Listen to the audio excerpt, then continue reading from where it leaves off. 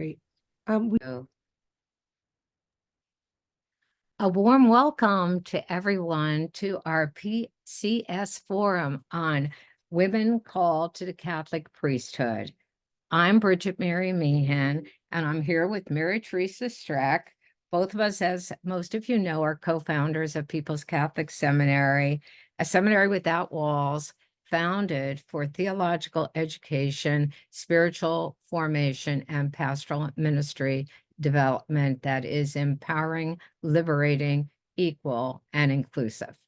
That's our advertisement for today. We are delighted to have you with us and to have you with our authors today to talk about their new book that just came out, Women Called to Catholic Priesthood, that explores the calls, journey, spirituality, theology of women called to priesthood in the Roman Catholic Church, from ecclesial challenge to spiritual renewal. Many of us on this forum today are Roman Catholic women priests, and we belong to this international movement. I rejoice that Sharon and Jeanette have shared our stories through our voices, and they are going to begin today by sharing on their chapter on journey through ministry and what they found and an overview of that. Then we're going to invite you to share your journey in ministry, in inclusive ministries, over the past years that you have served as a Roman Catholic woman priest in our movement, and Dennis as a Roman Catholic priest within our movement. And we ask you to keep the sharing to 2 to 3 minutes.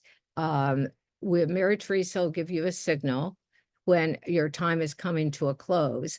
And please complete your sentence then. We want to try to hear from as many people as possible. And we ask you to share only once until we hear from everyone, to give everybody equal opportunity to share.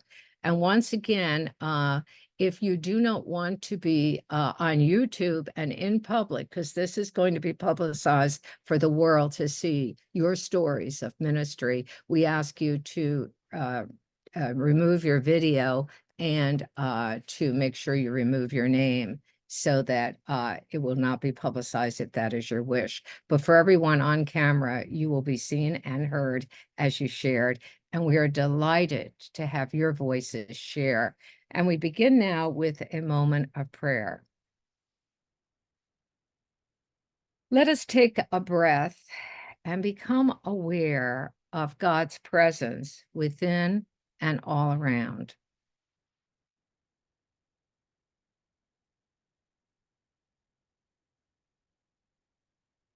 And let us give thanks and be truly grateful for the new birthings of spirit in our ministries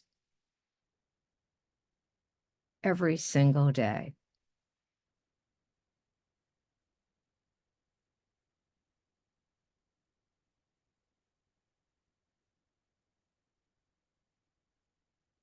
And now it's my great pleasure to introduce Sharon Callahan and Jeanette Rodriguez, both professors from Seattle University, who wrote this fabulous new book that we are promoting, Women Called to Catholic Priesthood. So we turn it over to you now.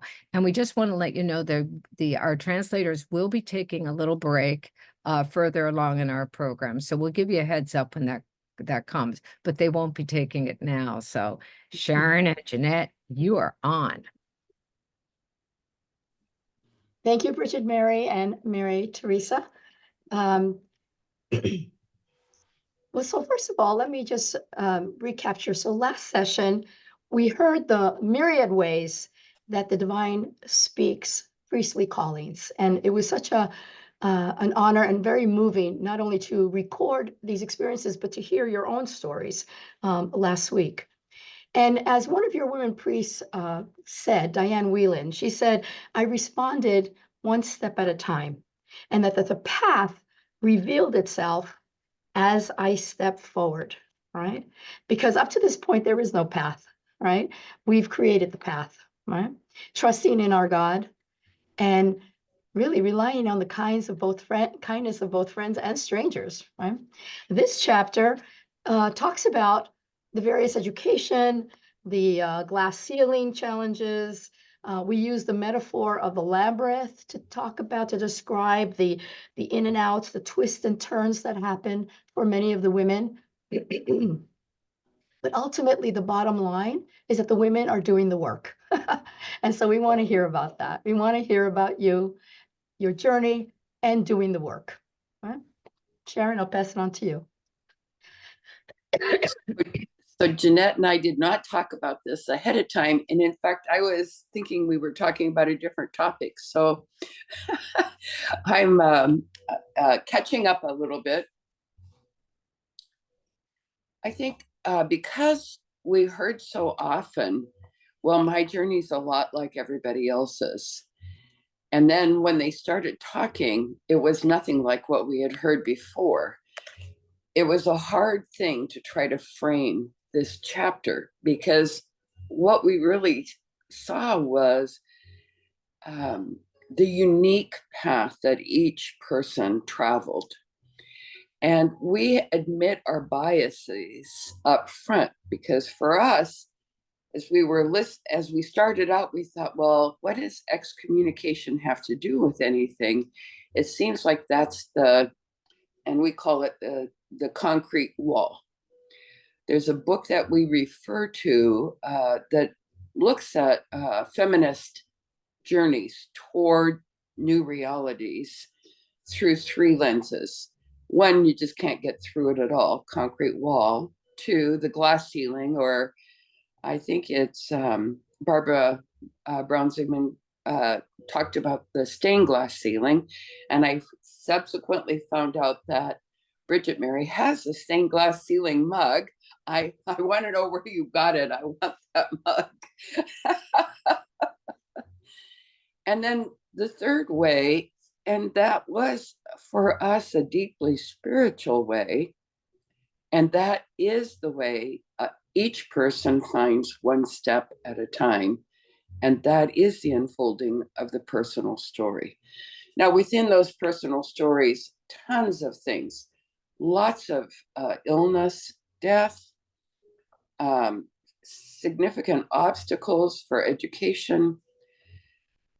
And one of the surprises to both of us, I think, were the number of allies that showed up, the number of bishops who will remain unnamed. We tried not to identify any locations particularly so that bishops and priests who support would be protected, since our interviewees also wanted to protect them.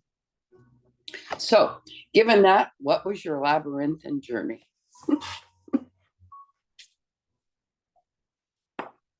The other takeaway is that this is not a solitary journey, right? Even though there's this intimacy between ourselves and the divine, that there were allies, right? I keep looking at Paula and Ed because your story was one of my favorite stories, right? To have someone be next to you who trusts that fact that God is speaking to you and for you to just listen, you know? Or someone who says to you, you will be what God has in store for you to be, right? So those kind of affirmations, one-liners, but they helped carry us through to the next step. So Bridget Mary, pass it on to you if you want to raise the facilitation question. So the focus question that we shared with you for our conversation today is, how is your inclusive ministry creating a more loving, just church for everyone? So if you would use the yellow, the hand function, the raise the hand function, and then we'll just, Mary Teresa will call on you and keep track of the time. Again, 2 to 3 minutes. Before you begin, I think Sharon had something else to say. Go ahead, Sharon. I'm sorry, I forgot to say I triple booked myself this morning, and so I really apologize. I'm going to be logging off pretty quickly, and I'm deeply saddened because I wanted to hear their stories. But if I leave, it's not because of anything anybody said, it's because I made a mistake on my calendar. It's okay. And I Okay. have another commitment to run to here at the university as well. So I will be leaving in about 45 minutes. Mhm. Thank you. And it will be recorded for everyone. So, and the recording will be up on the forum for you to revisit. Thank you both, Jeanette and Sharon. We are so, so grateful. Love your book so much. So we will use the raise the hand function, and please, as you're ready to share it, please do that. And Mary Teresa will call on you.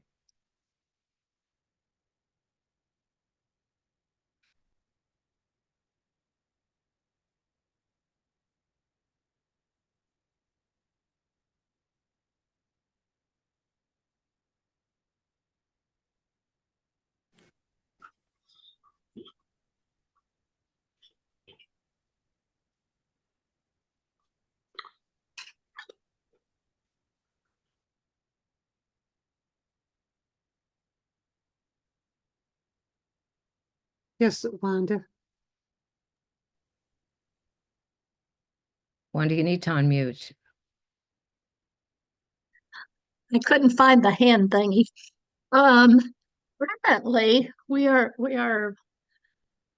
very small in ministries. We have a Zoom mass on Sundays, and I think that what it has done in terms of increasing faith for everyone is that the people who participate are more courageous in sharing where they are on Sunday mornings. Sometimes they wouldn't even tell their families. And so by word of mouth, the Roman Catholic women priest movement is being shared, and the faith sharing that goes on in those Zoom meetings just really increases the faith of each person participating, and that's been exciting to watch. And it's been exciting for our faith to feel that it is increasing as well, especially as faith in a movement, because we are frustrated that we're so limited right now. The other thing that we do is make phone calls to our Zoom people, uh, just based on they didn't look like they were feeling so well today, and Miriam is great at doing that, reaching out and talking with them and encouraging them to continue. Uh, those are our hospital visits and weddings. Again, a witness to the movement, but that we don't have very many of those. Thank you. Thank you so much, Wanda.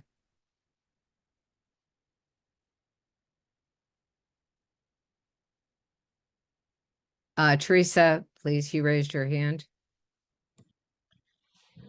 Thank you so much, Wanda. We do a very similar work in our mountain community in Idaho.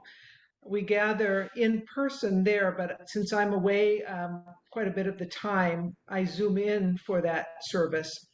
And I find that um, the way forward for me has been one of listening and being being the pastor of the community or the leader of the community. Doesn't mean I get to speak all the time or that I need to. And I think that transition from my ministry in the institutional church, that I began a way of listening to the people and then responding out of that. And I think our ministry in our town in Idaho is much about that. All of our community members are involved in other activities within the broader community. And it's about listening and bringing those stories back into Eucharist and letting me listen and letting everyone listen about what's been going on. It's like the 72 return each time we gather. We're not 72 by any means in our community, but that sense of the 72 coming back to say, this is what we're seeing happen because of the work that we're doing and our presence in the community. And then I think most specifically for me, when I was in the Idaho community working full time in a school system, was listening to those in the LGBTQ community. I'm a lesbian myself, but listening to kids speak about the pain and the struggle that they had about their own orientation and identity, and and the inability for some to name their specific gender or to live in a binary way. And I think, again, just being available, just being present, and being one ready to listen carefully to see where the Spirit is calling. And that's how I feel that the church begins to grow in the hearts and minds of people, even if they're not willing to come and be part of a sacramental community. The church touches the world in that way. Thank you, Teresa. Juanita. The joy that I have as a priest, almost 17 years, is to be able to celebrate the liturgy and the other sacraments, visiting the hospital, weddings, funerals. That is such a joy. And I have two members here from our community that are attending these talks, which is wonderful. What a support. And to work in the parish, even though I don't attend the Mass there, I am part of the Homeless Action Team and also part of the scripture class. I used to teach scripture there, but it got overwhelming, and I finally said, I will just attend the morning class, which is wonderful.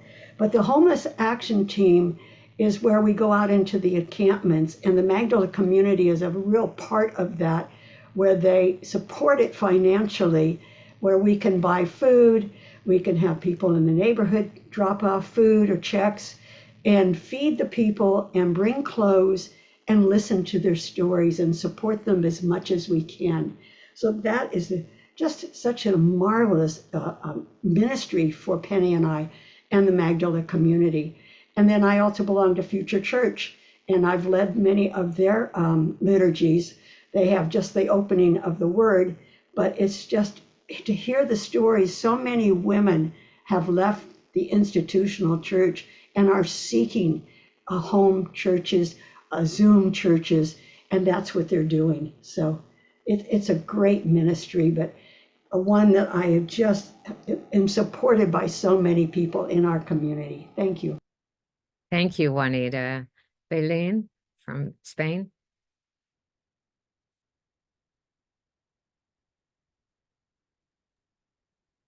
Bueno, hola a todas, me encanta veros de nuevo. Yo quiero deciros que el tema de la inclusión y el LGTBI ha ido paralelo a mi vida, vosotras y mi hija. Yo me considero una persona bastante liberal y aún así a mi hija le costó decirme que lágrimas que era lesbiana. Yo me asombré porque le dije, pero bueno, ¿qué problema tienes en contarme esto? Y ahí fui consciente de la dificultad que tiene en comunicarlo, ¿no? En hacerlo público, incluso a una persona, a su propia madre, que es bastante liberal en este tema. El tema LGTBI no era un tema recurrente en mi vida. Yo he sido feminista y siempre mis acciones han ido enfocadas a la libertad de las mujeres, al feminismo, ¿no? A crear asociaciones, bueno, toda esta actividad, pero solo enfocado al tema de la mujer. Paralelamente a que mi hija me dijo esto, aparecisteis vosotras en mi vida y apareció de nuevo el tema. Perdonad. Y apareció de nuevo este tema, ¿no? Y paralelamente también le he ido entendiendo y he ido profundizando. Quiero agradeceros por esta parte, ¿no? Por lo que me toca. Mi hija es feliz con su pareja y yo soy feliz de que mi hija sea feliz. Pero yo os pregunto, no sé si a Brigitte, María Teresa o a vosotras con el libro, ¿en qué momento habéis encontrado el paralelismo entre el feminismo y el LGTBI, la igualdad? Gracias.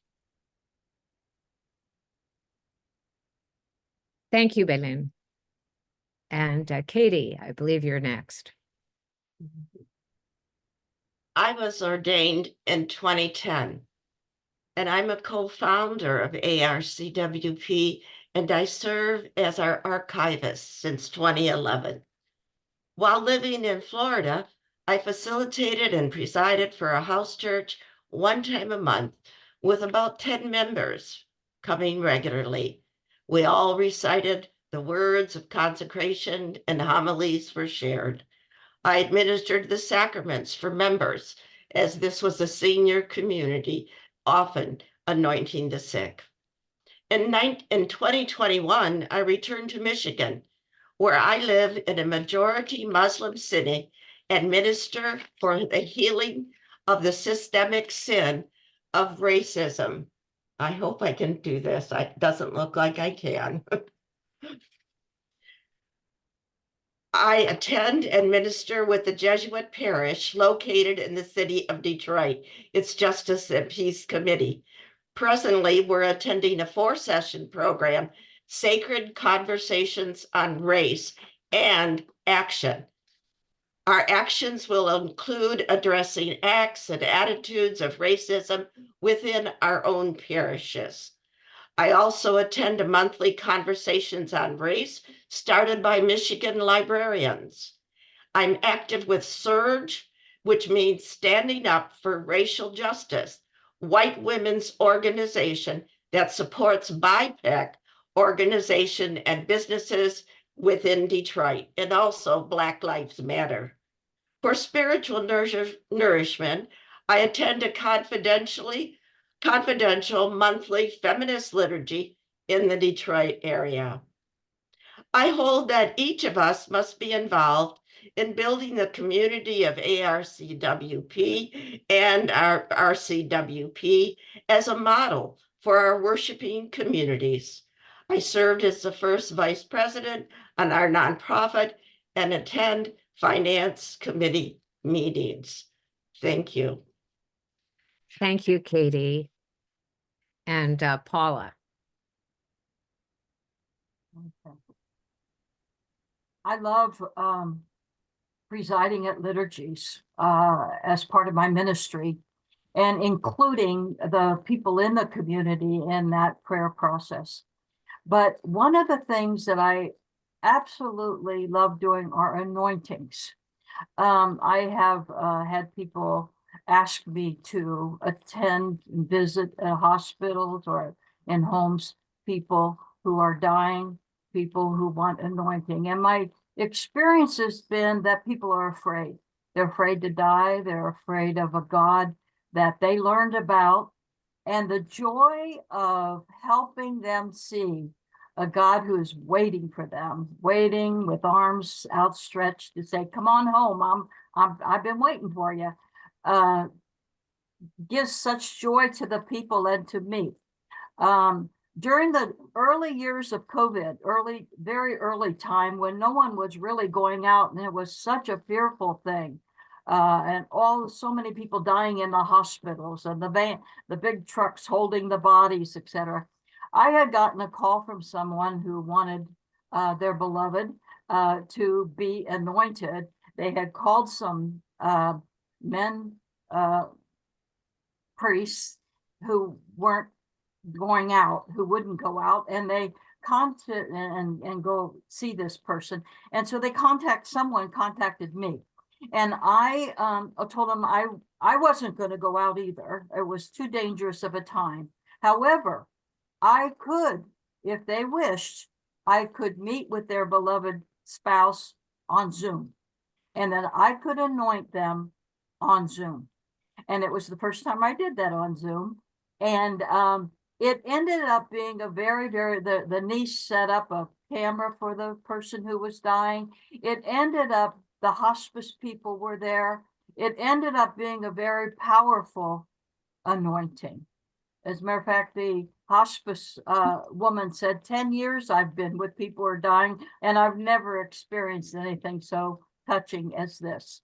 And the wife of the man that was dying was so grateful, later contacted me. He died shortly after that. But anyhow, it was part of being who I am as a woman priest, that people recognize and contact me, and then I'm able to reach out to those, because we have so many people who are afraid, who are wanting this encouragement and help.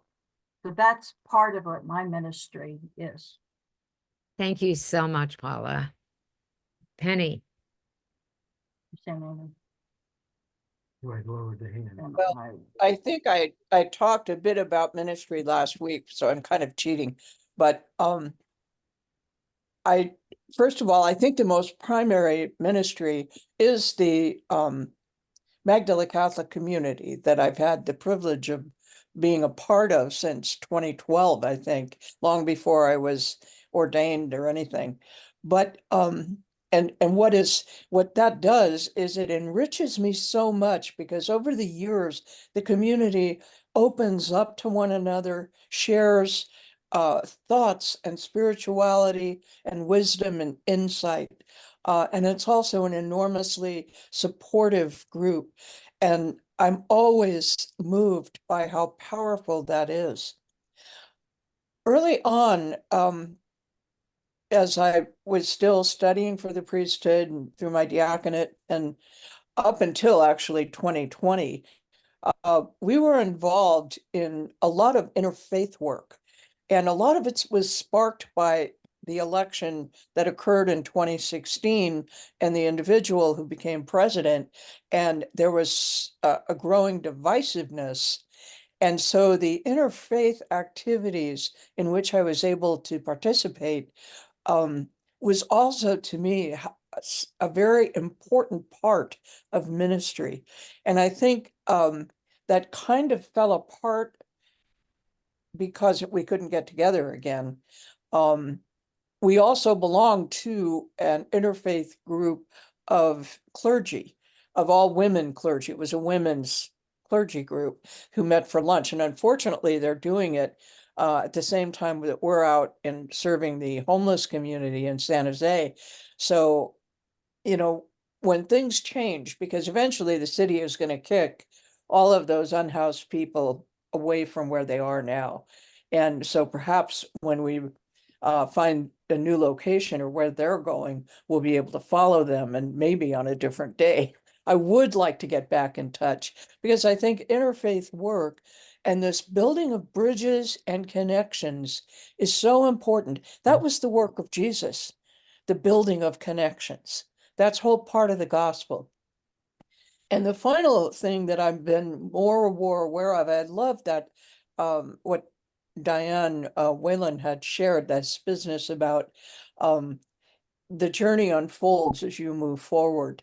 But the whole ministry to the earth, that in itself is a ministry. And that if we truly believe that God is the creator of all and God is part of all that God created, then our care and concern for all of creation is a large piece of that, and even a piece of my priesthood as well. So that's a whole new area of ministry that's opening up. So those are just a few thoughts I wanted to share.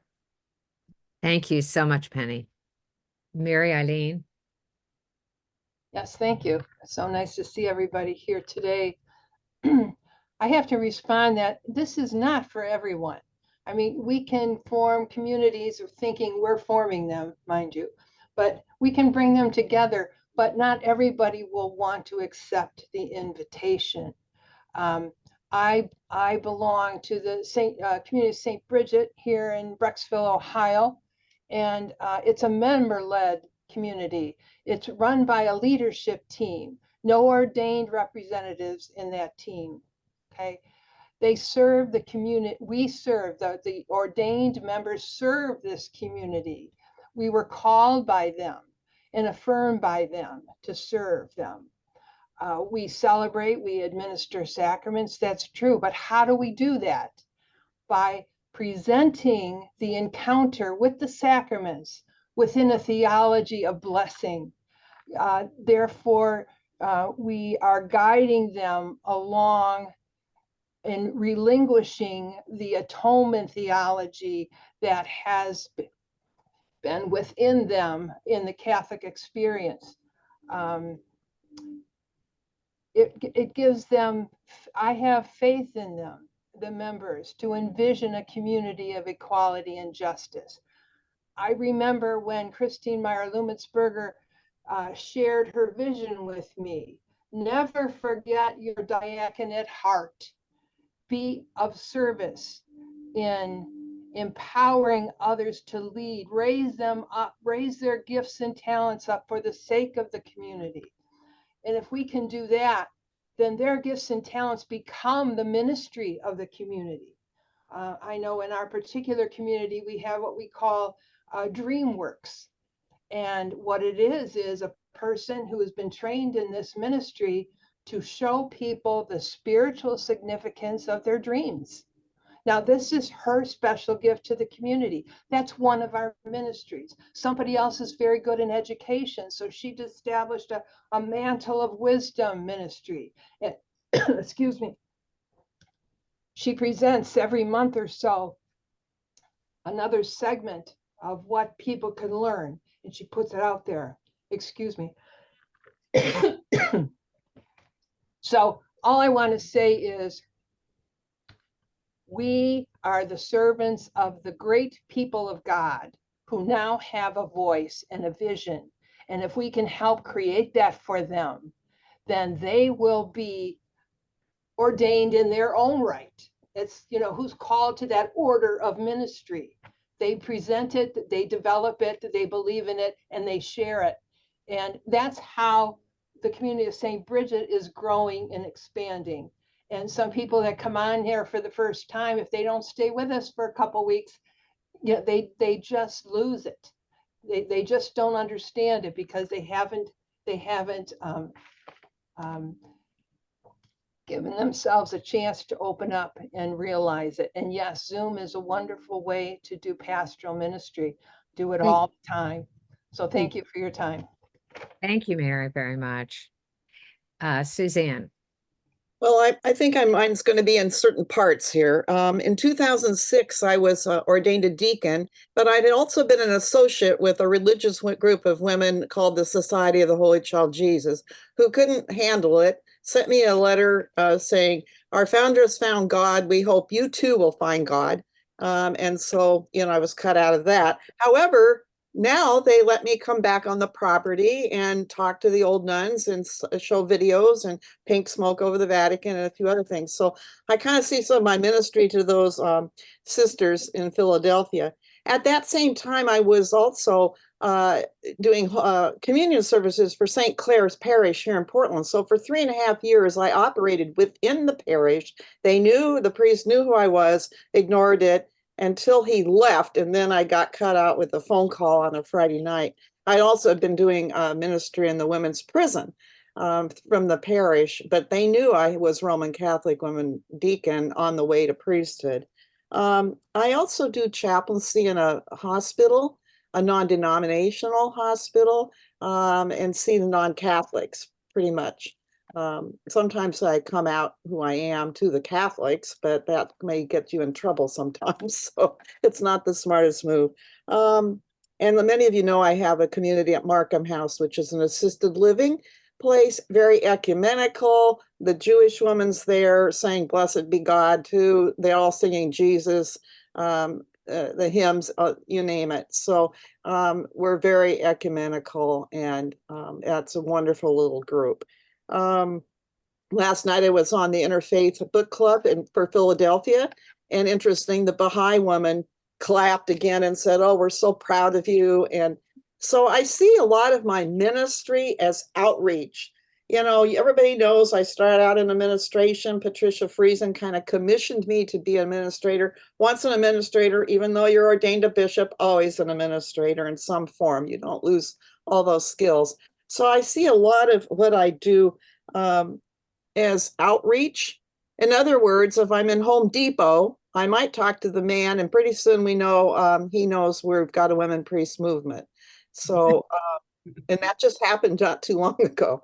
So I see a lot of that, and just kind of pulling everybody together. One God, many paths. That's kind of my mantra. Thank you, Suzanne, so much. Suzanne DeFroy.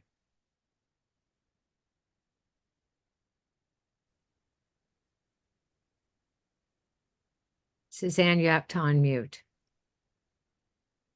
Hi, everybody. I am from Canada, and I just wanted to share a different perspective. First of all, I'm drawn to the women Catholic priest movement because of the spiritual nourishment. That's that's very, very important to me. That goes way back to when I was a young girl. I have 2 other support friends, and we were all welcomed to the upper room in Albany, New York. And we have planned liturgies together, a very open and group of people that have welcomed me. I'm probably around 700 miles away. I wanted to talk a little bit about my ministry. It's a little bit different. I've been helping brain injured people and introducing the spiritual dimension to healing. The third thing I wanted to talk about was that I'm really excited about is the model for decision making, the organizational structure that will support the work being done. I participated in many different reflections to create a more loving church, and we're working at being able to provide the words to explain an alternative to the patriarchy. I also wanted to share with everybody that I have a major obstacle. The historical abuse that lingers and overshadows the goodness of everything that I'm doing. The Canadian, there was a CBC News, it's called By Secular Standards, the Catholic Church is a Corrupt Organization by Neil MacDonald. My husband is a retired RCMP. So I've taken vows to be his wife, but I also am called to be involved in this movement. And it's caused a lot of pain, and it takes a lot of courage to continue to walk this path. My diaconate heart, all these interesting things keep coming towards me, even though I have this other major obstacle. And it was interesting. I continue to take theology classes at our local university, and everybody just wanted me to talk about the movement, and they're very, very excited. So it's interesting when you do have people in community that support you to follow your heart, to be able to make a more loving church, a loving, more peaceful world. I feel like I have found my place. But I just want to say that people do, like what others have said, there are obstacles in our path, but we are moving forward. And I say thank you. Thank you, Suzanne. Dottie.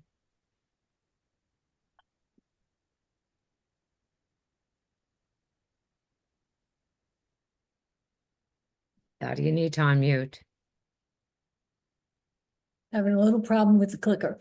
I'm Dottie Shagru, and I'm a member of both the Mary Mother of Jesus community, which is my home community, as well as through the grace of Zoom, the Upper Room in Albany, New York.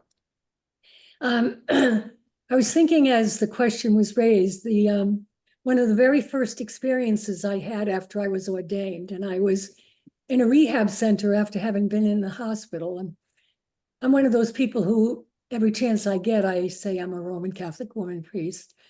And it opens up doors. It's opened up many doors for people to really talk about their own personal lives. But while I was in this residential program for a short time, there was a nurse who came to my room late at night. I was a late night person, and said to me, she always called me sister.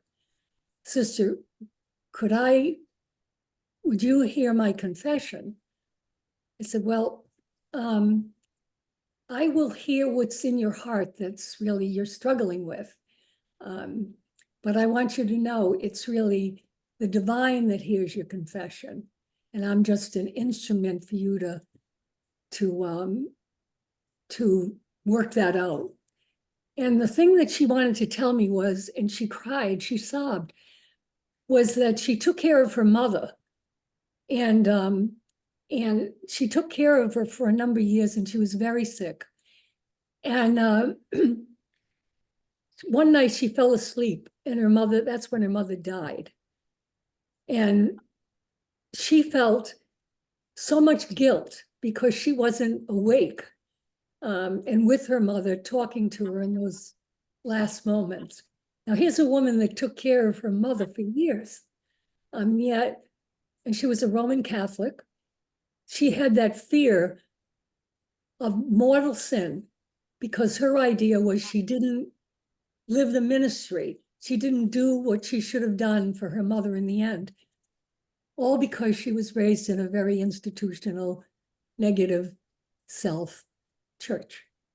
And I had numerous other experiences after those. The things that are most important to me are, yes, the strong support in terms of spiritual life, but I wanted to be a priest for so long that the sacramental life is very, very important to me. So we at Mary Mother of Jesus write our own liturgies. We follow the format, but we write our own prayers. We choose our music. And it's a very personal kind of experience and different for each one of us when our community loves it. So that's enough, I think. Thank you. Thank you, Dottie. Mary Ellen. Hi, sorry to interrupt. We need to have a short break first, if that's okay. A short 10-minute break. Okay, so we'll be back in 10 minutes with interpreting. Thank you all. Thank you. So we'll all take a 10-minute break. See you back in 10 minutes. 10 minutes.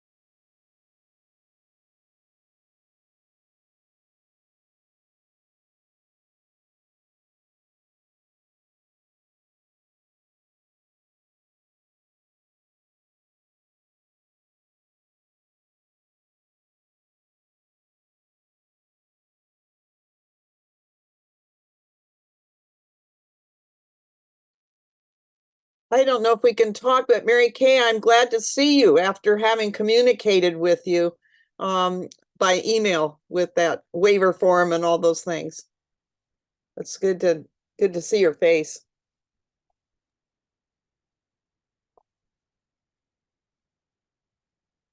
Hi, Suze. It's good to see you too, Paula. Oh, where are you? Oh, We're somewhere. I took my camera off. it just says Ed. Yeah, hi. Well, I figure we might as well chat. You I know. Yeah.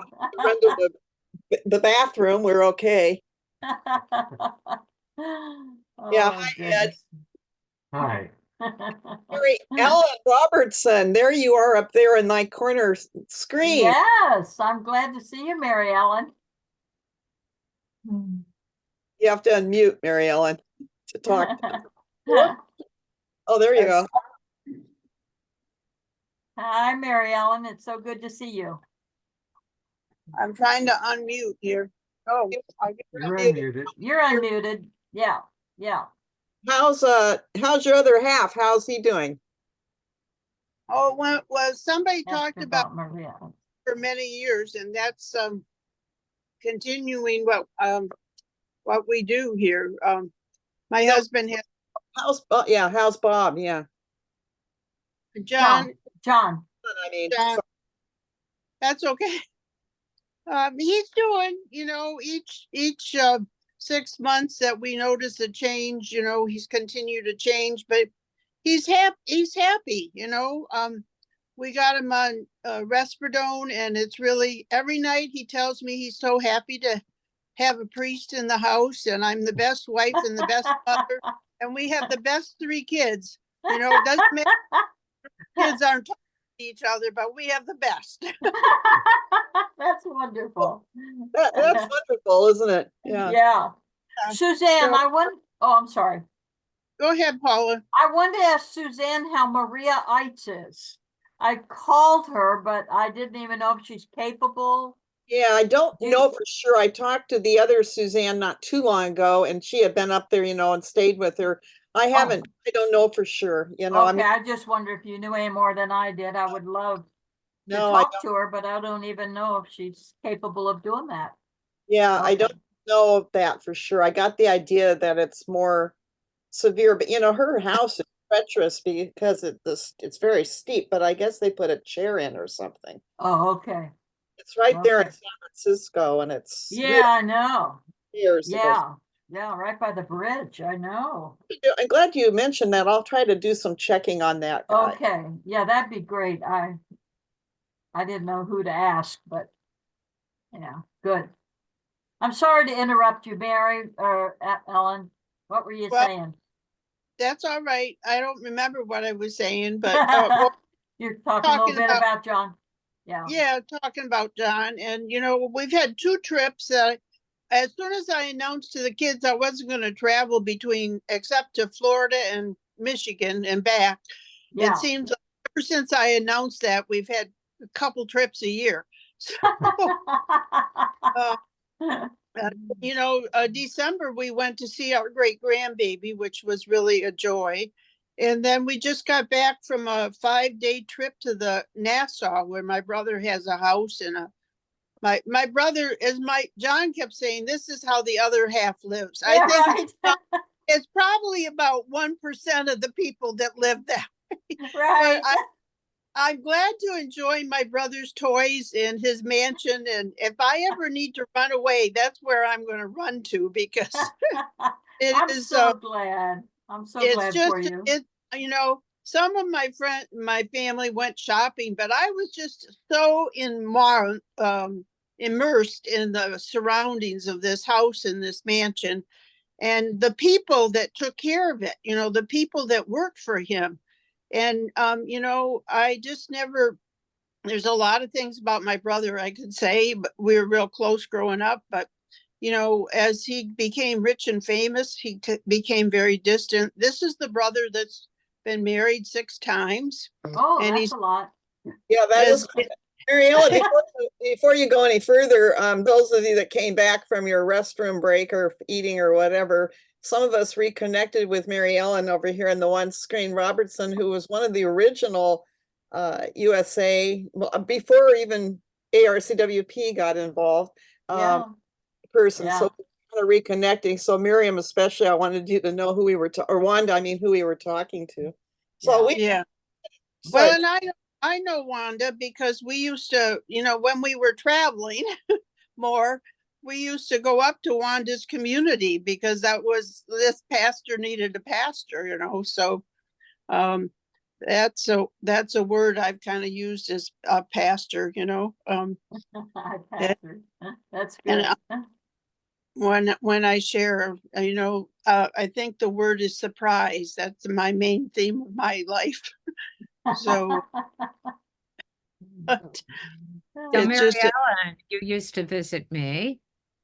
Yeah, So, I used to come over to the other side of the state and all the, and participate in your ordinations. And even Wanda used to, I was at your ordination and a few after that. I was thinking the last one it was in DeLand, that woman in DeLand. Did she move from DeLand? Christy, what was her name? I'm trying to think, thinking of. She was ordained in DeLand, and I came up for that. Ellie. Oh yeah, she's in Minnesota now. Oh, okay. That was pre-COVID. That was just the beginning of COVID started, and we dared to come into that church together. Oh yeah, that was just the very, very, very beginning. Oh my gosh, yes. Yeah. Well, it's good to see you. And I heard that I could hear you talking about John. He's holding his own, did you say? Yeah, he is. He's, physically and probably in better shape than I am, but he continues on, and we have caregivers come in twice a week. I kind of had a crisis in July, and my kids, came down hard on me and, said, "Mom, you're not young anymore." So we now have caregivers here in Florida and Michigan, and then in Michigan, he also goes to a day program, which he thinks that's his job. He thinks he's volunteering at his job there. So I just tell him they really need you, honey. That's why you got to go. Why do I have to go? Well, they really need there. you Good, know. good. Um, Good words, Mary Ellen. You've got Yeah, them. yeah. That's wonderful. Yeah. And we just, the end of the month, we celebrate 57 years. Oh, wonderful. Congrats. Great. Thank you, Mary Ellen. That's so good to Yeah. hear. Yeah, I do want to share about my ministry when we come back on, but Yeah. There's translators, I think it's European law probably, but they have to take a break. It's absolutely Oh. a must. Hmm. It's not our choice. It's not, but in order to bring our Spanish sisters in, and also our French member didn't come today, we have to have translation. And the feedback is it's just such a joy for them to meet the larger members of the movement. So we've been very blessed to have this forum. And as I Mhm. said in the beginning, your sharing is going to go out publicly. So anybody that it's going to be on YouTube, everybody will have access to the stories you're sharing for all 4 forums. So I think it's very important. Okay. yeah. Yeah, I see that my name isn't on my screen, but I'm on my phone. And I don't know how to put my name on my phone. It shows up. It's on ours. It's on ours, Mary Ellen. You see it on your end, okay? Yeah, yeah, Okay. right. Yeah, I see it, Mary Ellen. Yeah. Okay, great. We are ready to go. Oh, great. So Okay. Mary Ellen, go ahead and share your ministry. Okay, well, being being that I'm aging, I've had many years and many experiences, but I think the word that I wanted to say is the element of surprise. It was a surprise when I started walking on this path and didn't know, it all started at a retreat down at Transformations. That's a good word for me too. Where I really experienced that call. But the I really have 2 communities, which we call Sojourner Catholic Community. It's a very ecumenical community, and my passion was home church.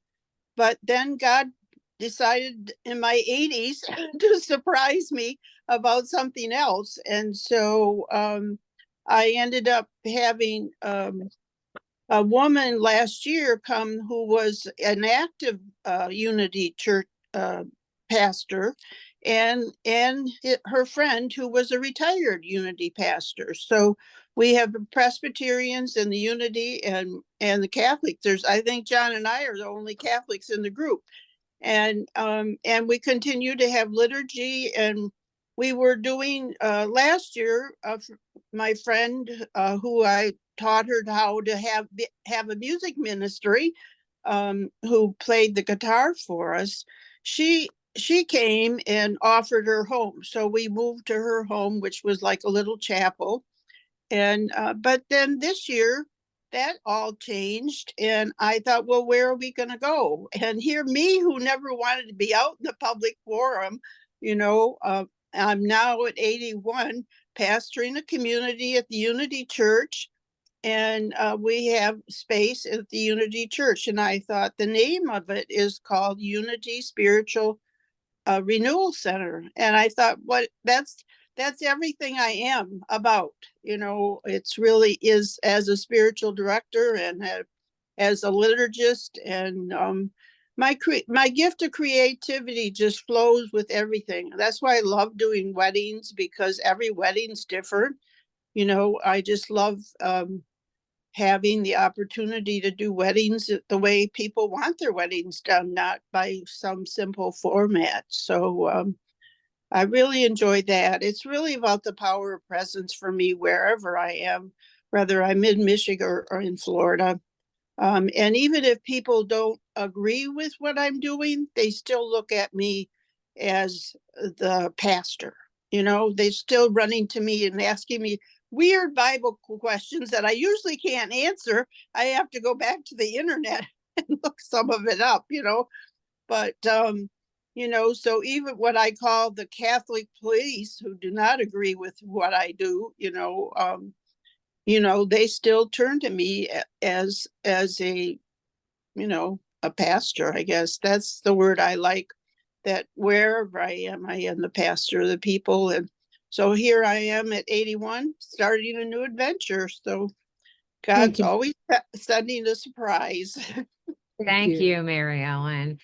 I was wondering if Maria Teresa would just share, she's a candidate on the way to being ordained a deacon, would share a little bit about what her hopes are for ministry, or what her ministry is, Maria Teresa from Spain. She's with us today.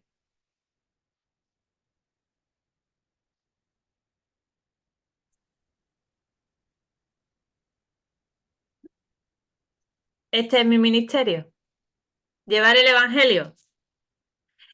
A ver, yo he hecho lo de estar en oración y con la comunidad en las casas, yo llevo 20 años haciéndolo. Es decir, yo las comunidades, aunque hemos tenido nuestra parroquia y nuestro grupo estaba en la parroquia, pero bueno, siempre hemos tirado para las casas y yo siempre he tenido lugar en las casas. Siempre, lugar en las casas. Hasta ahora, todas las semanas nos reunimos en las casas, una semana para rezar el rosario porque somos muy marianas. Aquí en España, como ustedes sabéis, es la tierra de María y el rosario en nuestra vida no puede faltar. Y después siempre tenemos una formación y bueno, yo llevo 2 años sin ir a misa, lo que es a la parroquia, por las circunstancias de la vida, porque ahora mismo el Señor lo quiere así y yo lo acepto, ¿vale? Y a ver, yo es la palabra de Dios, es decir, la buena noticia está aquí.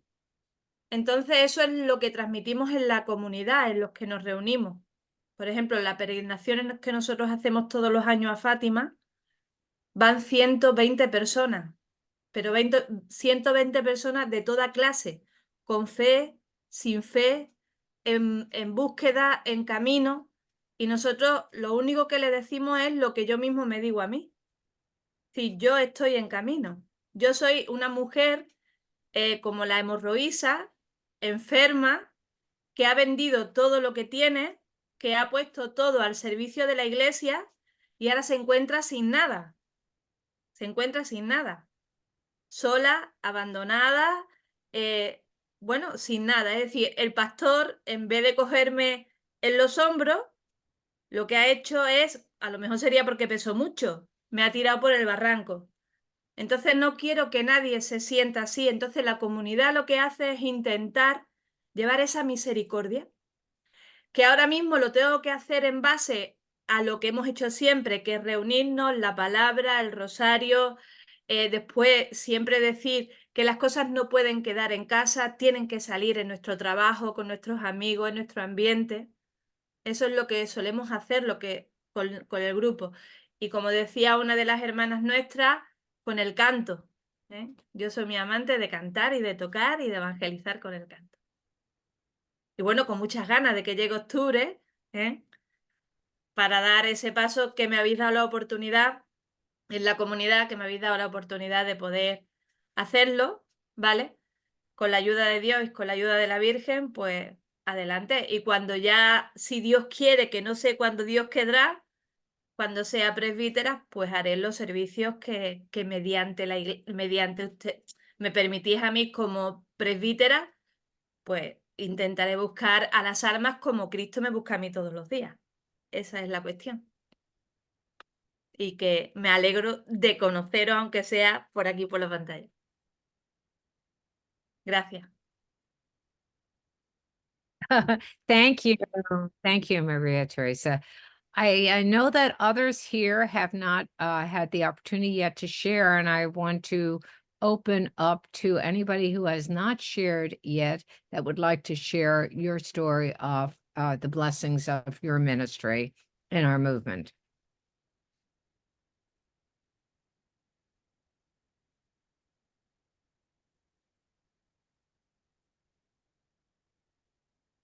Okay. Bailene, did you want to share something? Go ahead. Sí, bueno, es que antes no hablé sobre mi ministerio, ¿no? Propiamente dicho. Si Dios quiere, me ordenaré diácona y presbítera el próximo octubre en Roma. Como, igual que María Teresa, pues no veo que llegue el momento nunca, ¿no? Luego me vino una pregunta de Jesús, ¿no? Hace no mucho tiempo. Y me preguntó, ¿para qué quieres ser presbítera? Yo estuve dando muchas vueltas y realmente mi vocación, ¿para qué quería yo ser presbítera? ¿Qué iba a cambiar en mi vida? Y al final no es que va a cambiar en mi vida, que también, sino gracias a ese ministerio, ¿qué puedo yo también hacer para cambiar la vida de los demás? Y como siempre, pues Jesús me contesta a través de los demás, ¿no? Yo creo que como a todas. Vino mi hija, que mis hijos no están, yo no les bauticé porque he pensado siempre que era una decisión que ellos tenían que tomar. Y un día vino mi hija y me dijo, mamá, si te haces alguna vez sacerdote, me dijo, y yo la presbítera, Alma, presbítera, digo, presbítera, mamá, yo quiero bautizarme y quiero que nos cases a mi compañera y a mí. Yo lloré, ¿vale? Jamás se me va a olvidar ese momento y en ese momento, vale, le dije a Jesús, para esto quiero ser presbítera, para acercar a la gente a ti, para que entiendan que tú, aparte de existir, amas incondicionalmente, independientemente de todo, de cualquier cosa, y ser una vía para que esas personas puedan entender que la iglesia es una comunidad viviente, que todos formamos parte de esa iglesia y las personas LGTBI y los pobres y los marginados y todo el mundo forma parte de esa iglesia si quiere. Y esa es la respuesta que yo le di a Jesús. Espero que esté contento. Gracias. Thank you, Belén. And So my ministry, my priestly ministry, began when I started a house church in my living room, which grew over time with the help of many other people into what is now the upper room.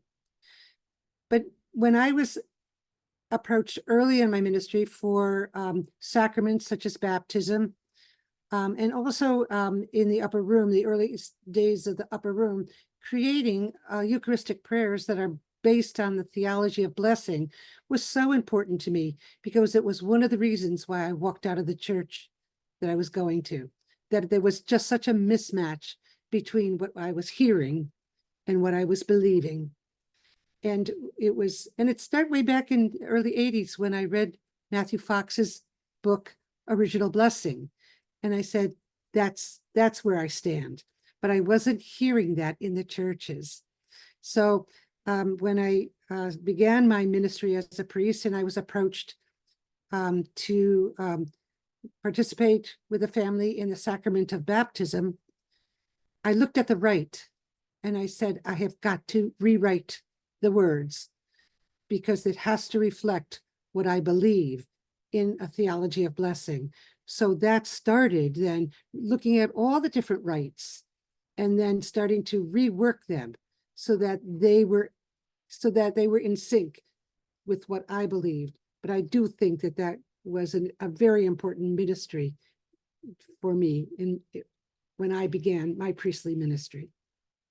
And I would like to share next just a little glimpses here and there of my ministry. When I was ordained, I received a phone call from someone who read an article about me in National Catholic Reporter. And he said, I just heard you were ordained. When are you going to have Mass? And I said, when can you come? So the Little House Church of Mary, Mother of Jesus started in 2006 around my dining room table. and there was 6 of us gathered there with my dad was at the table too. It was right before Christmas. And we started to meet in January. So I said, well, what would you like? How would you like to celebrate? They said, we want to celebrate every Saturday. So my dad played saxophone. He was a music minister. And I said, do you want me to wear vestments or not? They said, we want you to wear everything. So I wrote, I wore the alb and the chasuble and the stole. And we celebrated a very, beautiful liturgy. But just a couple of people. And then someone said, why didn't you put a little ad in the paper, free paper about, that everybody's welcome to come to liturgy here. It's an inclusive Catholic mass. So I said, sure. So I put it in. So the local bishop got wind of it and he put a big article in the paper telling the people not to dare to come to my mass because it was not a real mass. Well, I wrote another article in response to him. ABC News showed up and interviewed. So they were there for a mass with around my little living room. It's still on you can find it on the web. And they interviewed one of our members, Jack Duffy, and he was talking about his parking lot ministry, controlling the cars that were parking, in our street. And it was getting to be a problem. So many people were coming.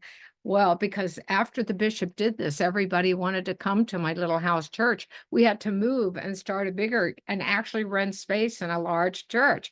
And then we had all these ordinations and the bishop threatened excommunication.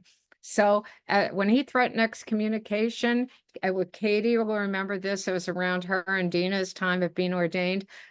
Our church, a huge UCC church was packed with people. People call saying, I want to come and be part of history.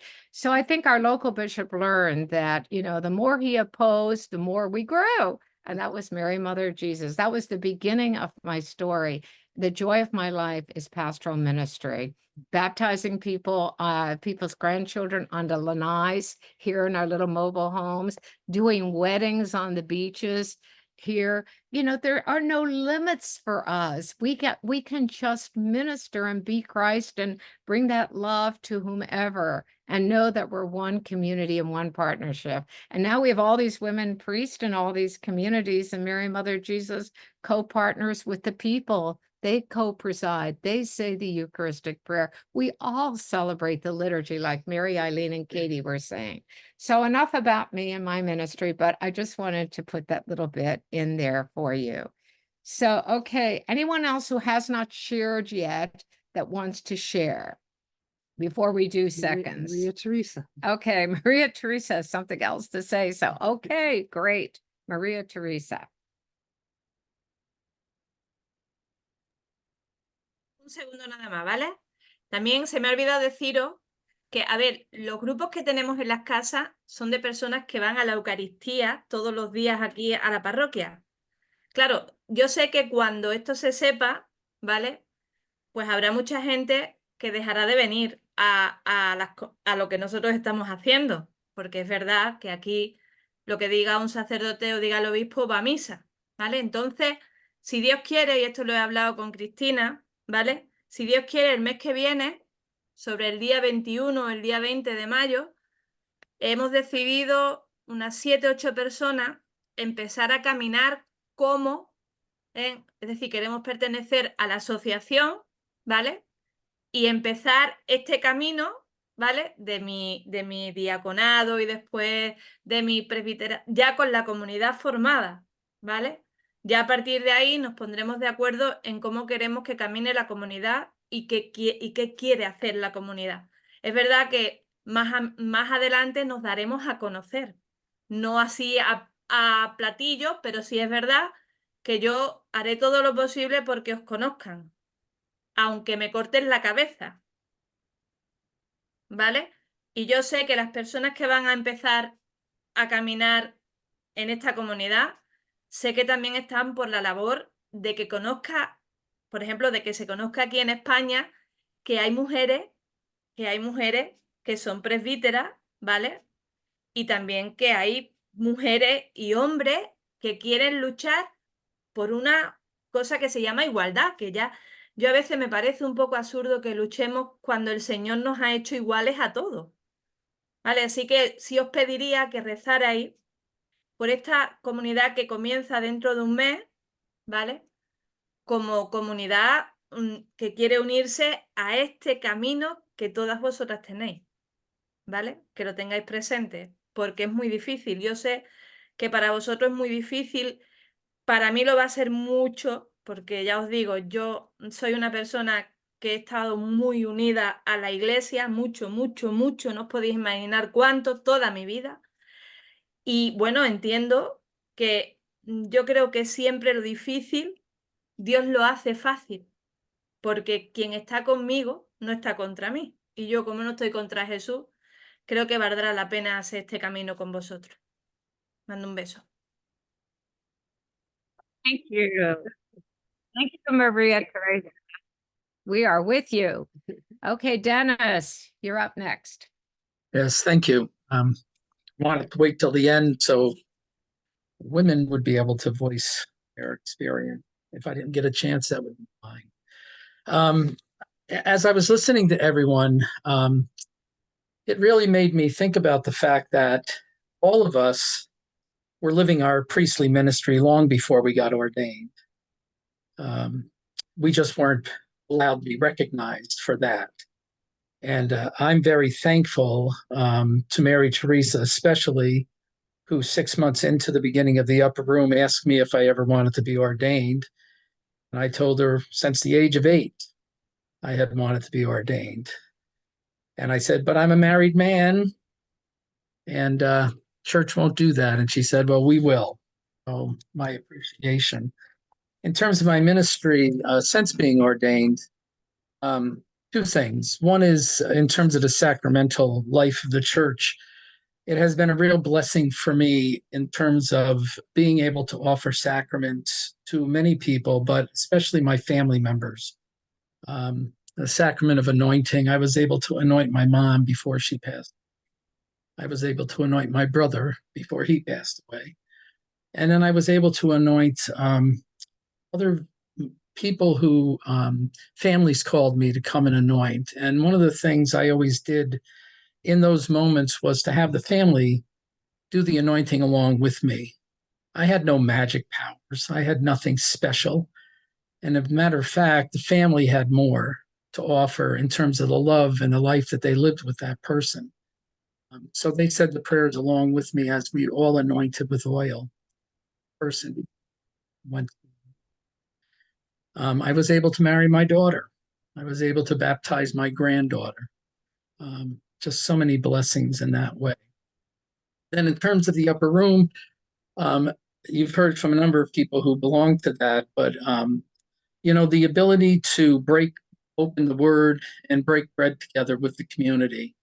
And one of the highlights, I think, that our community members continue to tell us is shared homilies we do. That those of us who are presiding do a very brief introduction homily, and then we open it to the rest of the community. And it's just so rich to hear the insights of more than one person. So those two things in terms of my ministry. And then finally, I've done a lot with offering book discussions with people in our community, again, to break open the word in terms of faith. So that's just a little bit about me. Thank you. Thank you, Dennis. Thank you. Anyone else who in this group that has not yet shared? I would like to share again. Okay. If there's anybody else who has closing thoughts, we're around 14 minutes before our closing today. So we can share. Dottie.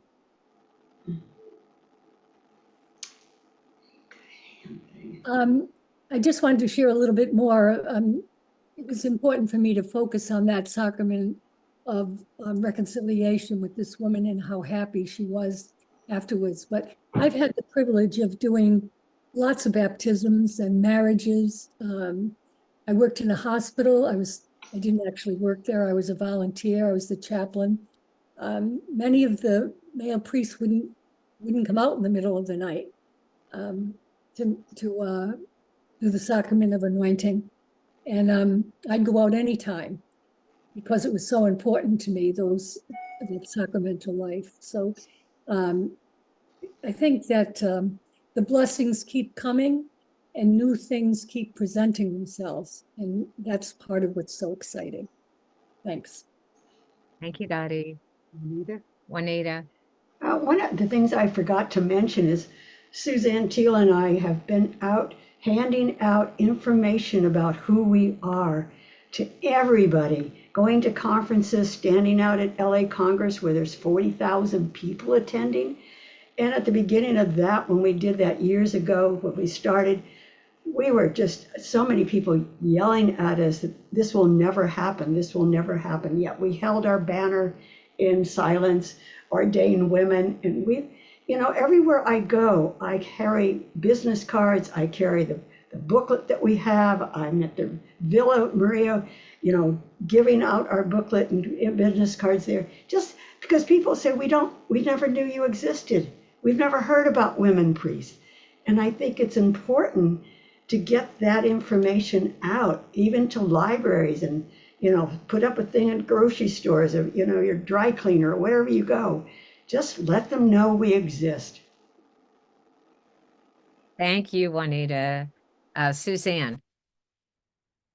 Really quick. I'm also involved with hospice.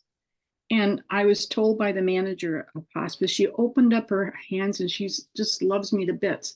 But she said that she cannot tell anybody that I am an ordained deacon of the Association of Roman Catholic Women Priests. She said you would not be allowed in here. So I'm just wanting to all the stories that I heard today are so rich, but I also wanted to put another side to the story about the obstacles we face to walk on our path of truth. And all I can say is I'm looking at Mary T and Bridget Mary and Dennis and Juanita and Dottie and all the other people. And all I can say is the gratitude that I feel for you has helped me continue to walk with courage. It's very emotional. Thank you, Suzanne.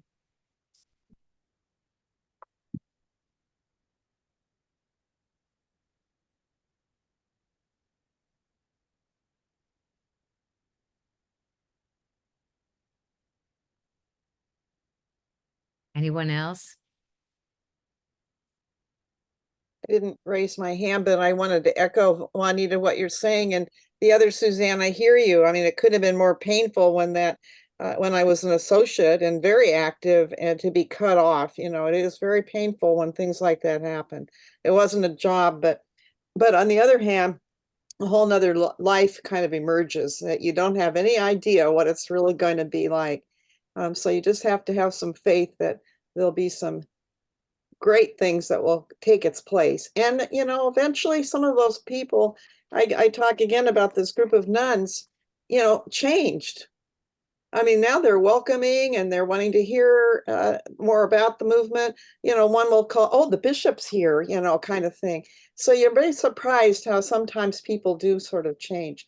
But I echo what you say, Juanita. You and I have talked for ages about what can we do to get the other 294 members to do more outreach and let people know exist. Because that man in Home Depot was glad to hear about us. But I took out my card and said, go to the website. There's a little more info there. And it's so easy to do. You don't have to, you just start talking to people and you tell them who you are. It's a very easy thing to do. But people over and over, many, many more people are positive than negative.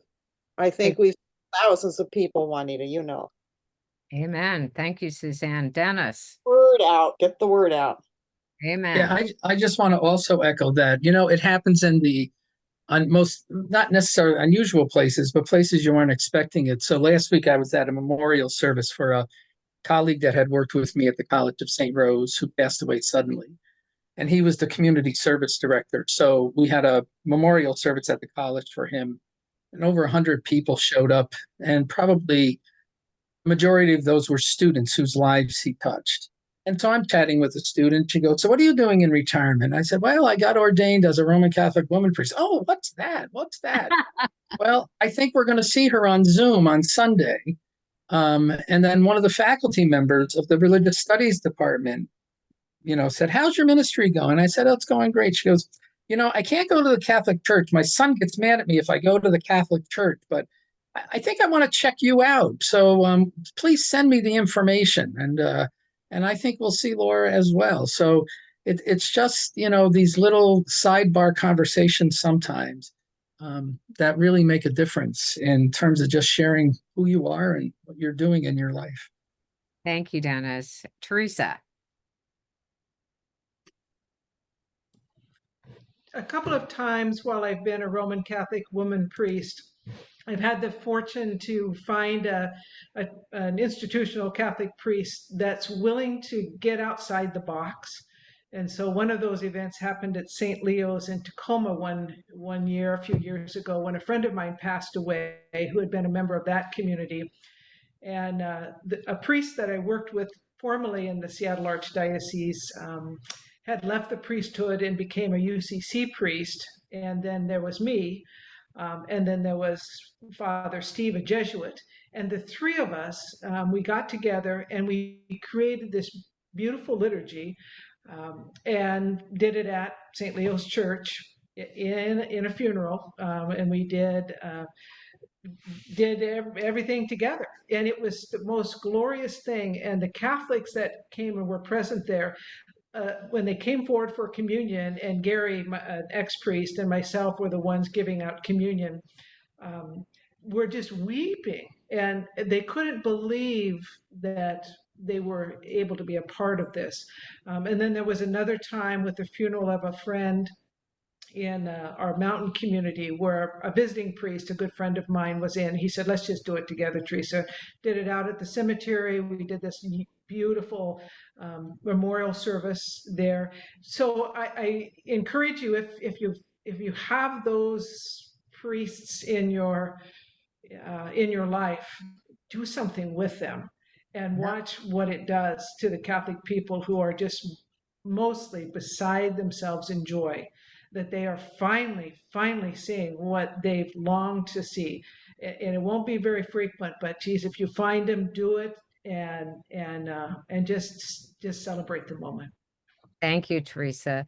Yeah, I just want to also hold up Father Roy, and some of the priests who have walked with us. Father Roy was thrown out of his order, Maryknoll, for his prophetic stance of attending Janice Severejewczynska's ordination, preaching at that liturgy, and it changed everything. But it also was the first major public challenge to the bishops to say, "I'm willing to lay down my life for the equality of women in ministry and ordained ministry in our church as a justice issue."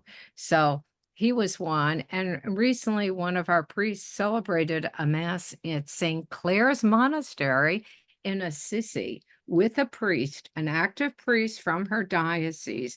And now that community has invited her to minister to them in a Catholic community in Illinois. So things are beginning to change. There are priests who are willing to take the chance. And when I ordained Martha DeSoto in Colombia, we had a priest, a Jesuit, was with me at that altar in Colombia. So there are priests who are willing to stand up and be one with us as a justice issue, and we're grateful for them. So we have 4 minutes left, and we do need to stop because the interpreters are here with us until 2:30. So Suzanne, you're closing us off. Yes. And thank you everyone for joining us today. Right. Well, I just want to echo about doing something with a priest that or a friend of yours. I would suggest that you don't always ask permission, but just sort of do it. A good example was Florence's funeral in that religious Catholic chapel where I just stood there. I went up and stood by the altar with them. They handed me the holy water. I followed them out in the funeral procession at the beginning when you meet at the back of the church, and they didn't know what to do, so they handed me the holy water too. I mean, granted, Bill Kelly, a Jesuit, who's in a very influential parish where Biden goes to church in Washington, D.C. Some of you know, wrote a very wonderful Easter eulogy about women priests. They're out there. And I think maybe you just don't ask, you just sort of do it. And that was how I operated in the parish. I didn't go to him and say, oh, I'm going to be a deacon. I just kept doing what I've been doing, and it worked. So for some of us, just quietly and nicely, just sort of ease your way in, I think is a route to go, because they're out there. They just don't know what to say or do. And so Amen. just Thank you. and me, the communion, the host, it's like we're supposed to go down the aisle together, and I'm going, oh, we are, because nothing was planned. It just happened. So Just do it. Just want to remind everyone, next week, Tuesday, 1 p.m., right back here. Our next chapter is Nurturing the Journey, Spiritual Practices, How Women Priests Nurture and Sustain Their Journeys in our movement. And So thank you to our interpreters, to Sherry and to Francisco. We are so grateful for your services. And to all of you for being here. Thank Blessings. you. Many Thank you. See you Thank next. you. See you next week. Bye-bye. Bye-bye. Bye.